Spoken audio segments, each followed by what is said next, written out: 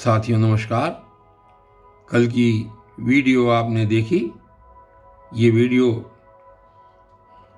देवभूमि उत्तराखंड के सुरकंडा देवी मंदिर के प्रांगण में बैठकर बनाई गई थी और इसमें भगवान श्री कृष्ण ने अपनी प्राप्ति का सबसे सरल उपाय अर्जुन को बताया और उन्होंने कहा कि जो व्यक्ति अनन्य भक्ति द्वारा और आसक्ति रहित कर्म करते हुए और दूसरे से बैर न रखते हुए मेरी पूजा अर्चना करते हैं, उनको मैं प्राप्त हो जाता हूँ।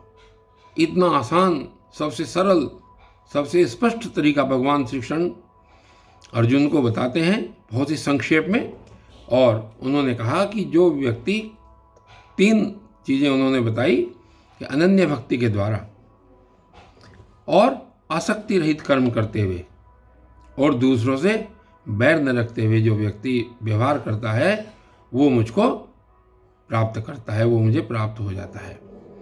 और उसके बाद साथियों, यहाँ पर आज इस नए अध्याय की शुरुआत अध्याय संख्या 12 प्रथम श्लोक में। और यहाँ देखिए क्या कहते हैं। अर्जुन उवाच। अर्जुन ने कहा, अर्जुन अब यहाँ पर फिर प्रश्न पूछ रहे हैं और ये कह रहे हैं, एवं सतत युक्ता ये भक्ता स्वाम पर्युपासते ये चाप्यक्षरम अव्यक्तम तेषाम के योगवित्तमः। और भगवान श्री कृष्ण से अर्जुन ये पूछ रहे हैं कि हे भगवान, ये बताइए कि ये जो अनन्य प्रेमी भक्तजन हैं, जो क्या करते हैं कि जो आपने पूर्वोक्त प्रकार से पहले जो आपने कहा, भक्ति की बात कही कि आपके भजन में लगे हुए, निरंतर आपका ध्यान करते हुए आप सगुण रूप परमेश्वर को और जो दूसरे आपके अविनाशी सच्चिदानंद घन निराकार ब्रह्म को अति श्रेष्ठ भाव से भजते हैं, अर्थात अति श्रेष्ठ भाव से भजते हैं, उन दोनों प्रकार के उपासकों में अति उत्तम योगवेत्ता कौन है।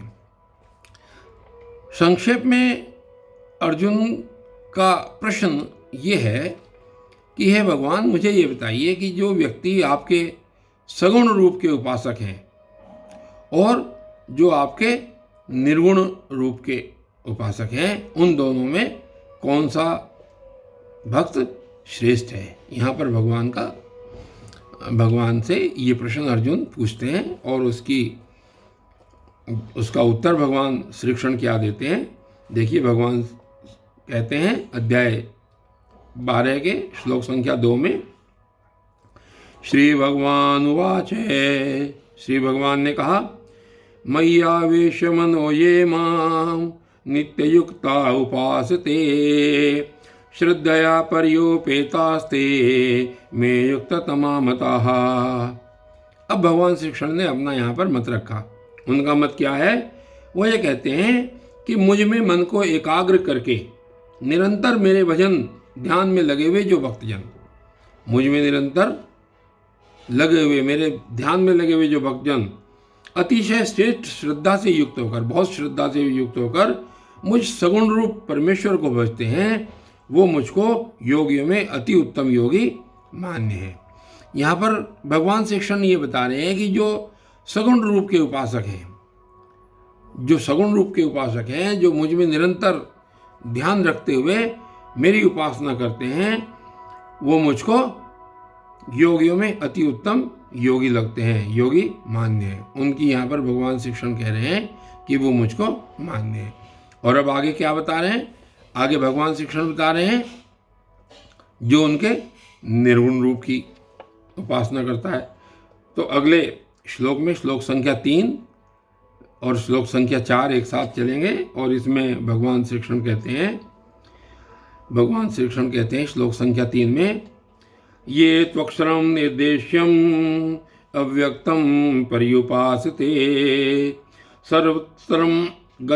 सर्वत्र गम अचिंत्यम च कूटस्थम चलम ध्रुवम। और इससे अगला श्लोक है श्लोक संख्या 4, सन्नियमेन्द्रिय ग्रामम सर्वत्र संबुद्धयः ये प्राप्नुवन्ति मामेव सर्वभूतहिते रताः। और ये कह रहे हैं कि परंतु पहले उन्होंने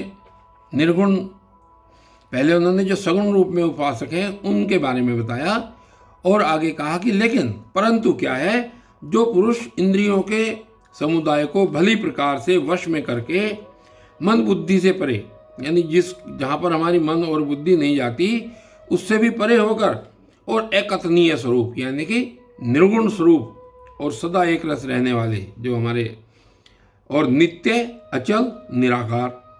अब यहाँ पर आपकी बात आ गई। सब भगवान श्री कृष्ण ने कहा नित्य अचल और निराकार, जिसका कोई आकार नहीं है, जो निर्गुण है, अविनाशी सच्चिदानंद घन ब्रह्म को निरंतर एक ही भाव से ध्यान करते हुए भजते हैं। अब यहाँ पर भगवान ने बताया कि जो निर्गुण उपासक हैं, निर्गुण भक्ति करते हैं, भजते हैं, वे संपूर्ण भूतों के हित में रत, संपूर्ण भूतों के हित में रत यानी कि सबका हित चाहने वाले, सबका भला करने वाले और समान भाव वाले योगी मुझको ही प्राप्त होते हैं। यहाँ पर भगवान श्री कृष्ण ने निर्गुण और सगुण रूप के बारे में बताया, और यहाँ पर जो श्री कृष्ण जी कह रहे हैं उनका कहने का तात्पर्य ये है कि चाहे कोई निर्गुण भक्ति का उपासक हो या कोई सगुण भक्ति का उपासक हो, वो दोनों ही मुझको प्राप्त करते हैं। लेकिन जो सगुण रूप के उपासक हैं वो भी योगी मुझको मान्य हैं, और जो निर्गुण भक्ति के उपासक हैं वो भी मुझको प्राप्त करते हैं। कथन यहाँ पर इस प्रकार है कि जो निर्गुण भक्ति के उपासक हैं, निर्गुण भक्ति कठिनता से प्राप्त होती है, क्योंकि इसमें इंद्रियों को, मन को वश में करना पड़ता है, और नित्य और शाश्वत जो अचल भाव है परमेश्वर का, उसमें ध्यान लगाना पड़ता है। और ये जो निर्गुण भाव की उपासना है ये थोड़ी कठिन है, इसलिए भगवान श्री कृष्ण कहते हैं कि वो ऐसे भक्त मुझको तुरंत प्राप्त करते हैं। लेकिन भगवान श्री कृष्ण यहाँ पर ये भी कहना चाहते हैं कि जो निर्गुण भक्ति की उपासना है ये कठिन है, और सगुण भक्ति की उपासना के बाद जो स्थिति आती है वो स्थिति निर्गुण उपासक की है। इसलिए भगवान श्री कृष्ण यहाँ पर ये कह रहे हैं कि जो निर्गुण भक्ति के उपासक हैं वो मुझको प्राप्त करते हैं, और जो सगुण भक्ति के उपासक हैं वो मुझको प्रिय है। साथियों, कल यहाँ पर भगवान श्री कृष्ण इस भक्ति योग के बारे में आगे क्या कहते हैं, श्लोक संख्या 4 से आगे ये कल देखेंगे। तब तक के लिए धन्यवाद।